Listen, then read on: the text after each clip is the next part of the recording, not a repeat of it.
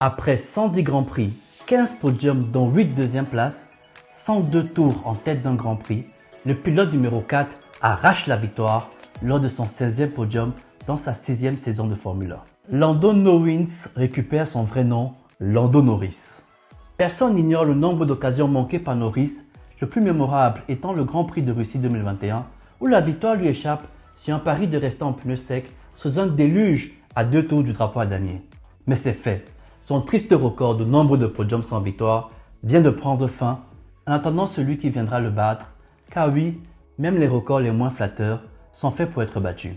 Norris a mis la manière en conjurant le sort avec une victoire autoritaire, mais à la saveur d'un coup de pouce du destin. En effet, la FIA a encore usé de son arme fatale, la safety car, afin de tricoter les cordes du destin. Évidemment, je fais référence au final d'Abu Dhabi.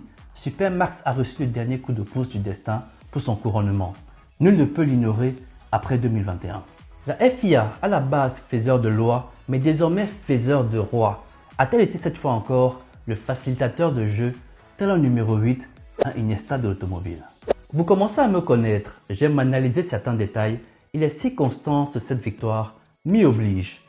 Lando Norris méritait-il de gagner ce Grand Prix? Sans aucun doute. Tout comme Hülkenberg mérite aussi de gagner un Grand Prix. Déjà, qu'il monte sur un podium pour commencer. Humour évidemment. Lando Norris la mérite largement cette victoire.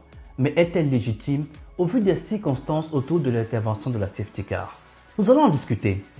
En plus, cette victoire vient ouvrir un autre débat. La Red Bull est-elle si dominante? Peut-on retrouver du plaisir dans cette discipline? Ceux qui ont regardé ma dernière vidéo savent de quoi je parle. Les amis, je vous invite à liker cette vidéo et on se retrouve après le générique.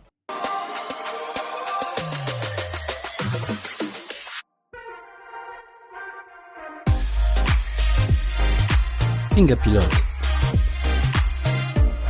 Lando Norris inscrit enfin son nom dans le livre des vainqueurs de Grand Prix. Il rejoint Ocon et Gasly. Oula, dit comme ça paraît moins sexy. Il rejoint Lewis Hamilton et Ayrton Senna dans le livre des vainqueurs de Grand Prix. Voilà, c'est quand même mieux. Lando Norris a parfois été en position de bénéficier de circonstances favorables pour gagner, mais le destin a pris son temps. Comme le dit Pierre Corneille dans le CID, aux âmes bien nées, la valeur n'attend point le nombre d'années. Cela sous-entend que pour certains autres âmes, le destin prend un peu plus son temps. Nous le savions tous, son heure devait arriver, mais nous ignorons le jour. Et c'était encore plus difficile de scruter le ciel bleu de Miami pour se rendre compte que cette fois-ci, les étoiles s'étaient enfin alignées.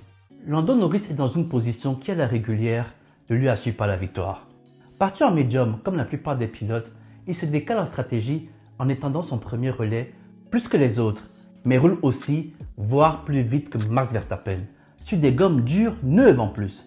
À partir de là, aucune raison de s'arrêter, même si ce gros rythme ne lui aurait sûrement pas permis de creuser un écart suffisant pour ressortir premier et s'assurer la victoire. Il aurait payé sa mauvaise qualif et le temps perdu derrière Perez. La voiture de sécurité intervient donc comme une aide ou une récompense de son audace. Les deux lectures sont possibles en fonction de si on est fan de McLaren ou pas. Elle lui aurait permis d'économiser un temps précieux durant son passage au stand et ainsi minimiser la perte de place.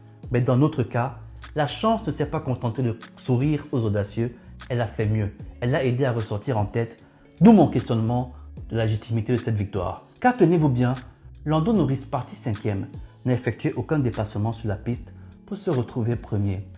La vie n'était pas belle, les amis. Bon, refaisons le fil de l'histoire.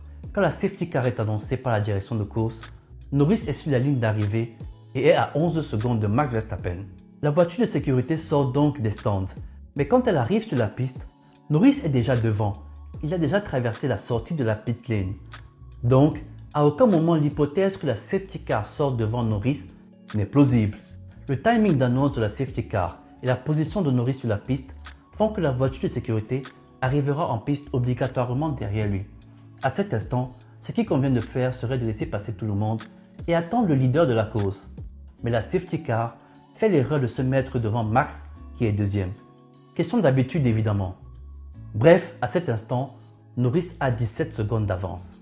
Évidemment, le rythme dicté par la voiture de sécurité est largement inférieur au delta que doit respecter Norris qui roule librement. Par conséquent, il accroît son avance sur Max, passe au stand et ressort premier avec une avance confortable. La suite, on la connaît, il a le meilleur rythme pendant tout le second relais et colle 7,6 secondes à l'arrivée à Max. Une chose est claire, si la safety car laisse passer tous les pilotes à sa sortie et attend le leader, Norris sort des stands 4e ou 5e et doit dépasser à minima Piastri, Leclerc et Max. J'ai l'honnêteté de penser que malgré son gros rythme, il ne finit pas premier. Quand on a vu la difficulté qu'il a eu derrière Pérez, qui n'est pas le plus gros client, on imagine que se frayer un chemin jusqu'à la victoire en dépassant Charles et Max serait bien plus compliqué. Je suis persuadé que sans cette erreur de la safety car, il ne gagne pas la course, même si il mérite la victoire. Quelle est votre opinion à ce sujet? De l'autre côté, 6 Grands Prix et 3 vainqueurs de 3 écuries différentes, j'ai envie de croire que Red Bull ne va pas dominer cette saison sans partage. Ils ont déjà cédé plus de victoires qu'en 2023, alors même que la phase des évolutions commence à peine. Donc on ne peut pas dire que c'est parce qu'ils ont arrêté le développement de la RB20. Certes, on peut trouver des situations atteignantes à chacune des 2 victoires non Red Bull, mais McLaren semble comprendre leur package. Ferrari également, dont les évolutions arrivent à Imola, vont permettre de se rapprocher de Max.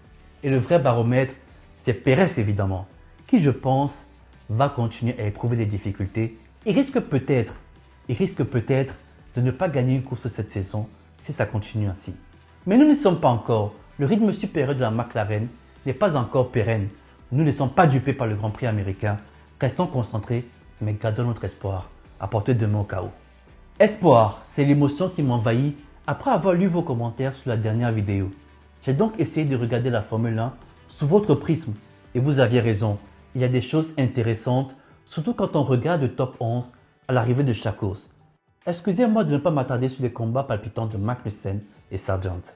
Cette courbe montre les pilotes ayant fini régulièrement dans le top 11 durant ce début de saison. Si la courbe de Max se démarque par sa presque horizontalité à la première place, et bien derrière, rien n'est figé. Regardons ensemble ce que nous pouvons en tirer. Premièrement, 2 écuries se démarquent assez largement par un fait, et cela se traduit par le classement au championnat constructeur. En effet, seuls les pilotes Red Bull et Ferrari ont réussi l'exploit de finir dans le top 5 à chaque course. On s'y attend de la part de Red Bull, mais cela rend hommage au début de saison de Ferrari qui est intraitable en piste et aux arrêts au stand. On observe également que la victoire de Lando Norris n'est pas due au hasard.